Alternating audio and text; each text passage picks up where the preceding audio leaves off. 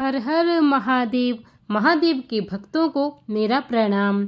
आज मैं आपके लिए 16 सोमवार के व्रत की कथा लेकर आई हूँ। 16 सोमवार का व्रत दाम्पत्य जीवन की खुशहाली के लिए और अपने मनपसंद जीवन साथी को पाने के लिए किया जाता है। आइए अब हम कथा को सुनते हैं।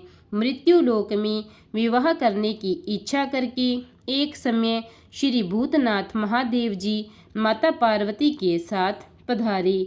वहाँ वे भ्रमण करते करते विदर्भ देशांतर्गत अमरावती नाम की अतीव रमणीक नगरी में पहुँचे। अमरावती नगरी अमरपुरी के सदृश सब प्रकार के सुखों से परिपूर्ण थी। उसमें वहाँ के महाराज का बनाया हुआ अति रमणीक शिव जी का मंदिर बना था। उसमें भगवान शंकर भगवती पार्वती के साथ निवास करने लगे। एक समय माता पार्वती प्राणपति को प्रसन्न देख के मनोविनोद करने की इच्छा से बोली, हे महाराज, आज तो हम तुम दोनों चौसर खेलें। शिवजी ने प्राणप्रिया की बात को मान लिया और चौसर खेलने लगे। उसी समय इस स्थान पर मंदिर का पुजारी ब्राह्मण मंदिर में पूजा करने को आया। माताजी ने ब्राह्मण से प्रश्न किया कि पुजारी जी बताओ कि इस बाजी में दोनों में किसकी जीत होगी। ब्राह्मण बिना विचारे ही शीघ्र बोल उठा कि महादेव जी की जीत होगी। थोड़ी ही देर में बाजी समाप्त हो गई और पार्वती जी की विजय हुई। अब तो पार्वती जी ब्राह्मण को झूठ बोलने के अपराध के कारण श्राप देने को उद्यत हुई। तब महादेव जी ने पार्वती जी को बहुत समझाया, परंतु उन्होंने ब्राह्मण को कोढ़ी होने का श्राप दे दिया। कुछ समय बाद पार्वती जी के श्रापवश पुजारी के शरीर में कोढ़ पैदा हो गया। इस तरह पुजारी अनेक प्रकार से दुखी रहने लगा। इस तरह के कष्ट भोगते हुए जब बहुत दिन हो गए तो देवलोक की अप्सराएं शिवजी की पूजा करने उसी मंदिर में पधारी और पुजारी के कष्टों को देख बड़े दया भाव से उससे रोगी होने का कारण पूछने लगी। तब पुजारी ने निसंकोच सब बातें उनसे कह दी। वे अप्सराएं बोली, हे पुजारी, अब तुम अधिक दुखी मत होना। भगवान शिव जी तुम्हारे कष्ट को दूर कर देंगे। तुम सब बातों में श्रेष्ठ 16 सोमवार का व्रत भक्ति भाव से करो। तब पुजारी अप्सराओं से हाथ जोड़कर विनम्र भाव से 16 सोमवार व्रत की विधि पूछने लगे।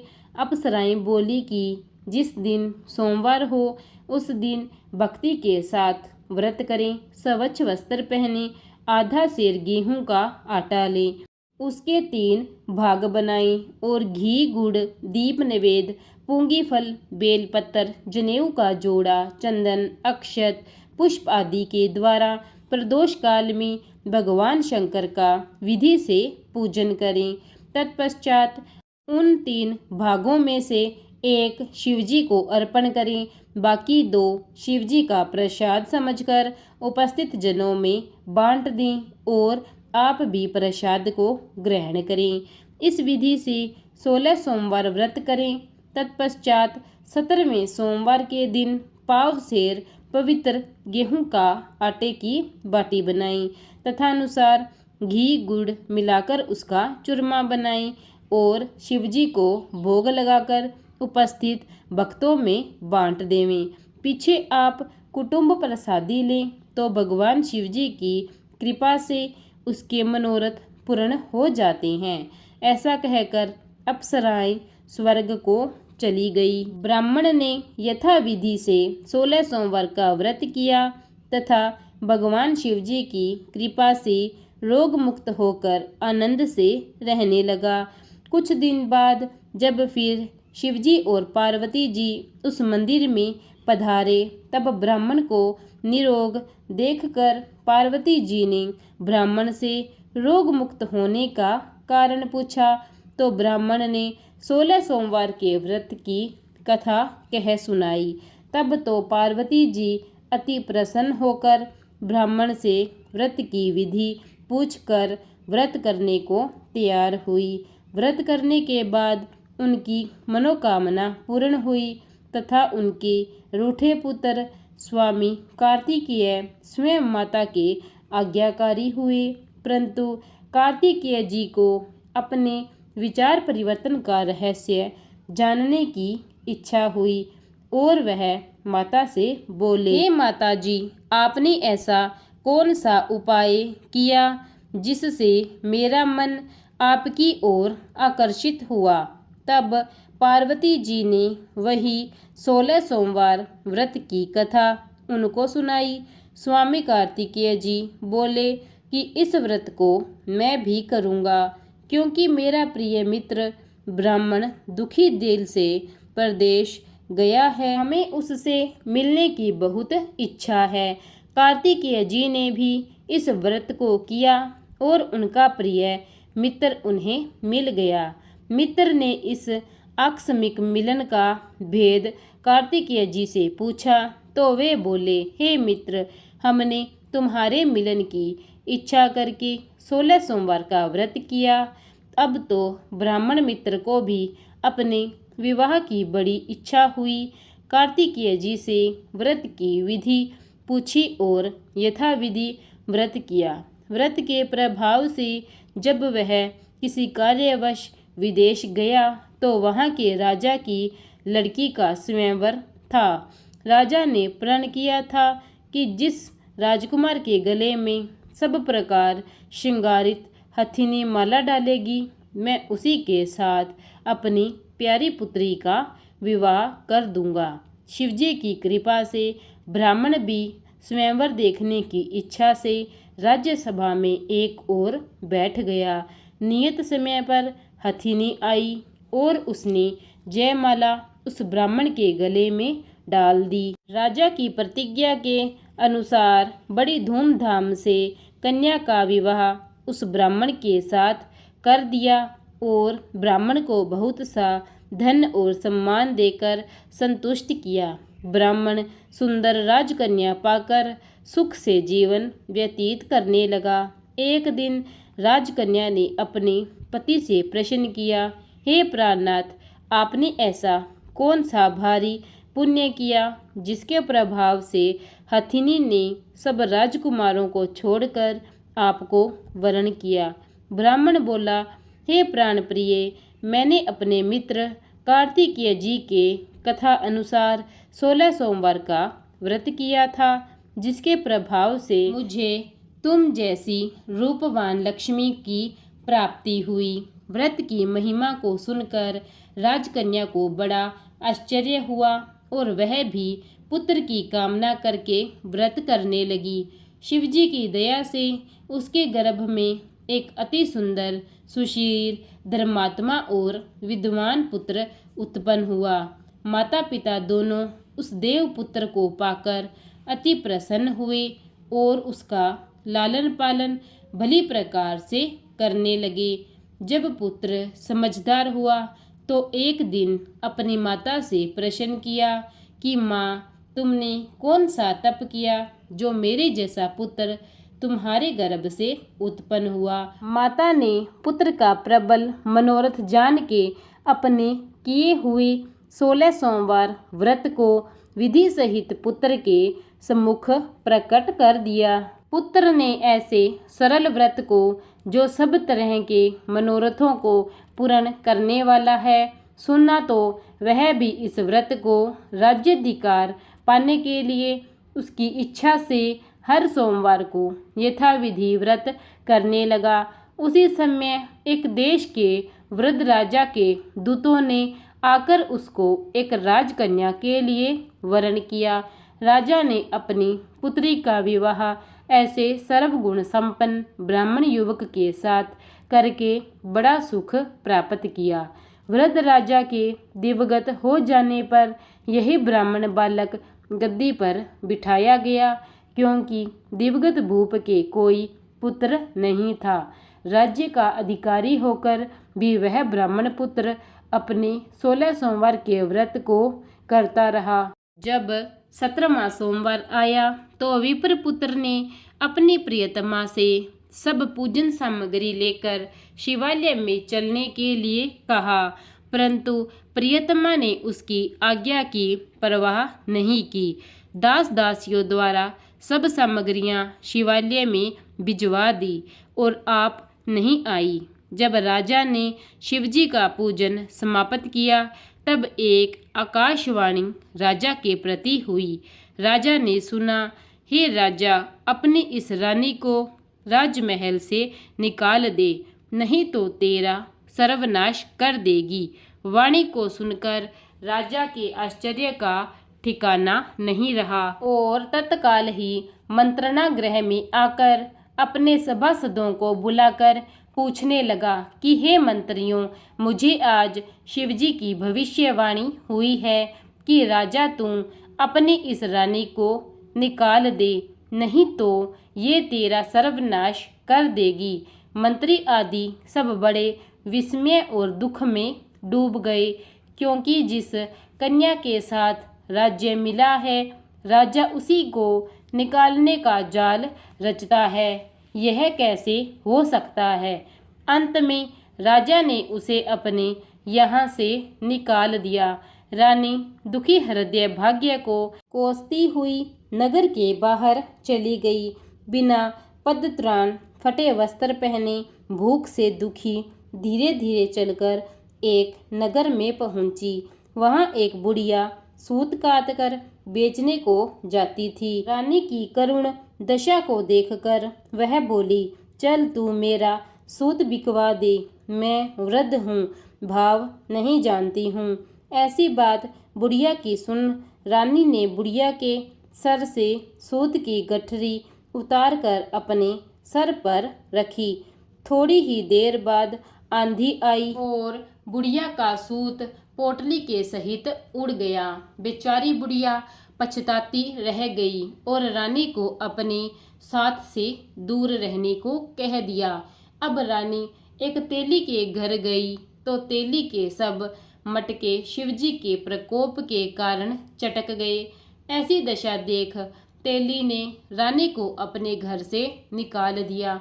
इस प्रकार रानी अत्यंत दुख पाती हुई सरिता के तट पर गई तो सरिता का समस्त जल सूख गया।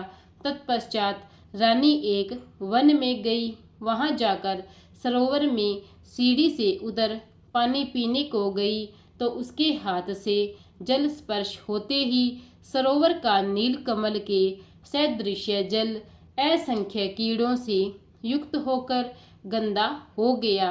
रानी ने भाग्य पर दोषारोपण करते हुए उस जल को पान करके पेड़ की शीतल छाया में विश्राम करना चाहा।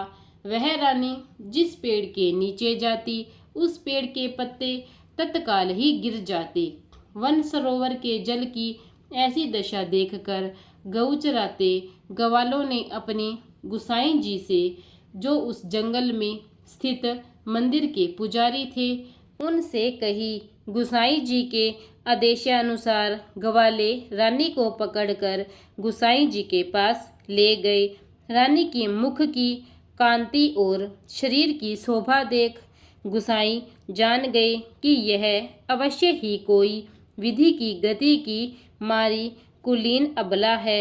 ऐसा सोच पुजारी जी ने रानी के प्रति कहा कि हे पुत्री, मैं तुमको पुत्री के समान रखूंगा, तुम मेरे आश्रम में ही रहो, मैं तुमको किसी प्रकार का कष्ट नहीं होने दूंगा। गुसाई के ऐसे वचन सुन रानी को धीरज हुआ और आराम से रहने लगी। आश्रम में रानी जो भोजन बनाती उसमें कीड़े पड़ जाते, जल भरकर लाती उसमें भी कीड़े पड़ जाते। अब तो गुसाई जी भी दुखी हुए और रानी से बोले कि हे बेटी, तेरे पर कौन से देवता का कोप है जिससे तेरी ऐसी दशा है। पुजारी की बात सुन रानी ने शिवजी की पूजा करने न जाने की कथा सुनाई तो पुजारी शिवजी महाराज की अनेक प्रकार से स्तुति करते हुए रानी के प्रति बोले, हे पुत्री, तुम सब मनोरथों से पूर्ण करने वाले 16 सोमवार का व्रत करो। उसके प्रभाव से अपने कष्ट से मुक्त हो सकोगी। गुसाई की बात सुनकर रानी ने 16 सोमवार का व्रत किया और व्रत संपन्न होते ही 17वें सोमवार को पूजन के प्रभाव से राजा के हृदय में विचार उत्पन्न हुआ कि रानी को गए बहुत समय व्यतीत हो गया है, न जाने कहाँ कहाँ भटकती होगी, उसे ढूंढना चाहिए। यह सोच उसने रानी को तलाश करने चारों दिशाओं में दूत भेज दिए। वे तलाश करते हुए पुजारी के आश्रम में रानी को पाकर पुजारी से रानी को मांगने लगे, परंतु पुजारी ने उनसे मना कर दिया। तो दूत चुपचाप लौट आए और आकर महाराज के सम्मुख रानी का पता बतलाने लगे। रानी का पता पाकर राजा स्वयं पुजारी के आश्रम में गए और पुजारी से प्रार्थना करने लगे कि महाराज, जो देवी आपके आश्रम में रहती है वह मेरी पत्नी है। शिवजी के कोप से मैंने इसको त्याग दिया था। अब इस पर से शिव का प्रकोप शांत हो गया है, इसलिए मैं इसे लेने आया हूँ। आप इसे मेरे साथ चलने की आज्ञा दे दीजिए। गुसाई जी ने राजा के वचन को सत्य समझकर रानी को राजा के साथ जाने की आज्ञा दे दी। गुसाई की आज्ञा पाकर रानी प्रसन्न होकर राजा के महल में आई। नगर में अनेक प्रकार के बाजे बजने लगे। नगर वासियों ने नगर को तोरण व बंदरवारों से विविध तरह से सजाया। घर घर में मंगल गान होने लगे। पंडितों ने विविध वेद मंत्रों का उच्चारण करके अपनी राजरानी का आवाहन किया। इस प्रकार रानी ने पुनः अपनी राजधानी में प्रवेश किया और महाराज ने अनेक तरह से ब्राह्मणों को दान आदि देकर संतुष्ट किया। याचकों को धन धान्य दिया। नगरी में स्थान स्थान पर सदा व्रत खुलवाई, जहाँ भूखों को खाने को मिलता था। इस प्रकार से राजा शिवजी की कृपा पात्र हो राजधानी में रानी के साथ अनेक तरह के सुखों को भोग करते हुए सोमवार के व्रत करने लगे और विधिवत शिव पूजन करते हुए इस लोक में अनेकानेक सुखों को भोगने के पश्चात शिवपुरी को पधारे। ऐसे ही जो मनुष्य मनसा वाचा कर्मणा द्वारा भक्ति सहित सोमवार का व्रत व पूजन विधिवत करता है, वह इस लोक में समस्त सुखों को भोग कर अंत में शिवपुरी को प्राप्त करता है। यह व्रत सब मनोरथों को पूर्ण करने वाला है। प्रेम से बोलिए हर हर महादेव। प्रिय भक्तजनों, आइए अब हम शिव जी की आरती करते हैं। जय शिव ओंकारा स्वामी, जय शिव ओंकारा। ब्रह्मा विष्णु सदा शिव अर्धांगी धारा। ओम जय शिव ओंकारा। एकानन चतुरानन पंचानन राजे। हंसानन गरुड़ासन वृषवाहन साजे। ओम जय शिव ओंकारा। दो भुज चार भुज चतुर्भुज 10 भुज ते सोहे। तीनों रूप निरखता त्रिभुवन जन मोहि। ओम जय शिव ओंकारा। अक्षयमाला वनमाला मुंडमाला धारी। चंदन मृग मद सोहे भोले शशिधारी। ओम जय शिव ओंकारा। श्वेतांबर पीतांबर बाघांबर अंगे। सनकादिक ब्रह्मादिक भूतादिक संगे। ओम जय शिव ओंकारा। कर में श्रेष्ठ कमंडलु चक्र त्रिशूल धरता, जग करता जग भरता जग पालन करता। ओम जय शिव ओंकारा, ब्रह्मा विष्णु सदा शिव जानत अविवेका, प्रणवाश्र के मध्य ये तीनों एका। ओम जय शिव ओंकारा, त्रिगुण शिव जी की आरती जो कोई नर गावे, कहत शिवानंद स्वामी सुख संपत्ति पावे। ओम जय शिव ओंकारा, जय शिव ओंकारा, स्वामी जय शिव ओंकारा। प्रेम से बोलिए हर हर महादेव। प्रिय भक्तजनों, अगर आपको मेरी यह 16 सोमवार की कथा अच्छी लगी हो तो इसे लाइक कीजिए और ज़्यादा से ज़्यादा शेयर कीजिए। और अगर आपने अब तक मेरे चैनल को सब्सक्राइब नहीं किया है तो कृपा करके उसे सब्सक्राइब कीजिए और बेल आइकन दबा दीजिए ताकि मेरी हर वीडियो सर्वप्रथम आप तक पहुंचती रहे। धन्यवाद।